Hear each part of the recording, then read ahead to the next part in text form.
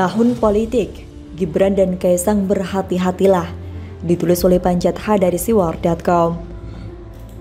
Terasa sekali jika kaum kadrun saat ini sedang membidik keluarga Presiden Jokowi, khususnya Gibran dan Kaisang sebagai target. Keduanya ditarget, namun sasarannya tentu adalah Jokowi. Memang niat mereka bukan lagi untuk menjatuhkan, namun menghancurkan reputasi dan juga nama baiknya, membunuh karakternya. Pembunuhan karakter ini dalam upaya membuat nama dan sosok Jokowi hancur lebur di mata publik, sehingga apapun yang berhubungan dan berkaitan dengan presiden tersukses di Indonesia ini akan selalu dianggap buruk dan juga negatif.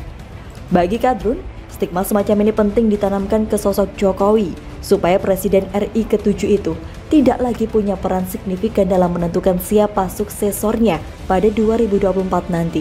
Sebab semua orang sadar bagaimana masih dahsyatnya pengaruh pria bernama lengkap Joko Widodo ini dalam menentukan siapa pemegang tongkat estafet berikutnya.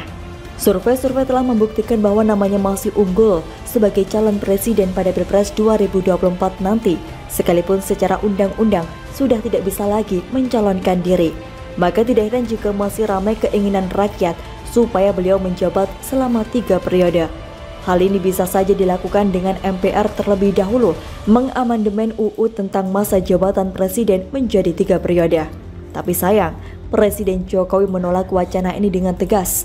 Bahkan dia dengan pedas mengatakan bahwa wacana menjadikan dirinya menjabat 3 periode sama saja menampar mukanya.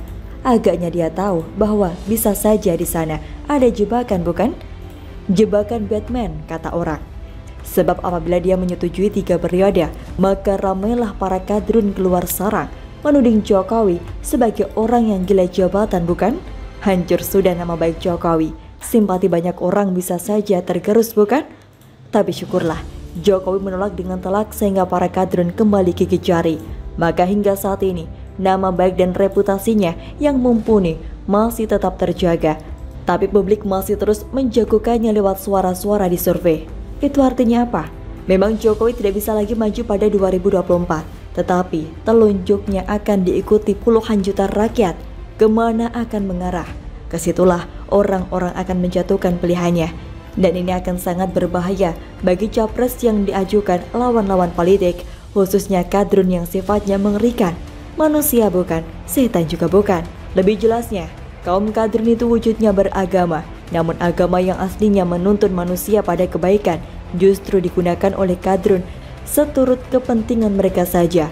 Segala cara akan mereka lakukan demi mendapatkan objek yang sedang menjadi incaran.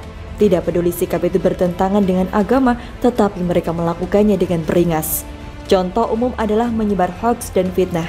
Seperti saat ini sedang dituduhkan oknum dosen ke putra-putra Jokowi, Gibran dan Kaisang. Oknum menuduh keduanya terlibat KKN atau korupsi sehingga memiliki duit melimpah. Si oknum laknat ini pasti tahu bahwa tuduhannya tidak berdasar, namun itu tidak penting baginya.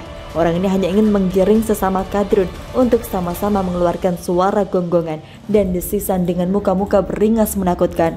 Persis para zombie di film-film yang bangkit dari kubur untuk meneror manusia. Seperti itulah kadrun, khusus yang ada di sini. Mereka fasih memainkan agama. Nah, mendekati tahun politik ini, mereka tahu bahwa Jokowi masih memegang kartu traf. Maka ini harus diatasi supaya segala rencana dan skenario yang mereka susun bisa dimainkan. Ketika dirasa sosok Jokowi terlalu tangguh untuk digoyang, diliriklah putra-putra beliau yang memang cukup seksi untuk dikerjai. Gibran wali kota, Kaisang pengusaha milenial. Semoga saja Gibran dan Kaisang sadar bahwa sosok mereka saat ini mirip-mirip dengan Putri Diana atau Lady Di Spencer, istri Pangeran Charles dari Inggris beberapa tahun silam. Waktu itu, Lady Di yang bergelar Princess of Wales. Waktu itu, Lady Di yang bergelar Princess of Wales itu menjadi incaran para fotografer dimanapun dia berada. Para fotografer di seluruh dunia dengan mata buas mengawasi gerak-geriknya untuk mendapatkan momen yang mereka anggap memiliki nilai tinggi untuk dijual. Maka setiap tampil di publik, Lady Di yang menyadari hal itu berupaya menjaga gerak-gerik dan penampilannya supaya tidak ada celah untuk dijepret. Diduga, kematian Diana yang tragis pada 31 Agustus 1997 pada sebuah terowongan di kota Paris, Prancis itu pun akibat ulah para fotografer atau paparazzi. Pada malam naas itu, Diana yang sudah bisa ranjang dari suaminya, Pangeran Charles, sedang berkencan dengan pacarnya, Dodi Al-Fayed, putra seorang konglomerat asal Inggris. Ini tentu momen yang sangat menggiurkan buat para pemburu foto.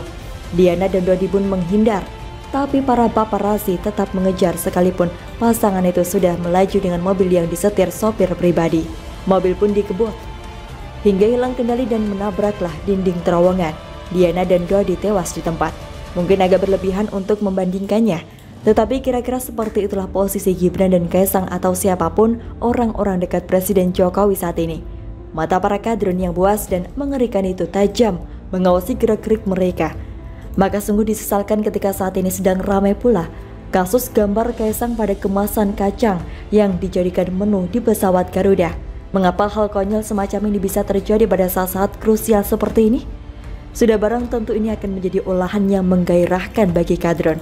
Apalagi belum lama ini santer pula soal pembelian saham senilai 90 miliar rupiah atas nama Kaesang. Saran, ada baiknya Gibran dan Kaesang menahan diri, waspada atas segala tindak tanduk yang akan bisa dijadikan bahan olahan para kadrun yang tidak memiliki peri kemanusiaan itu.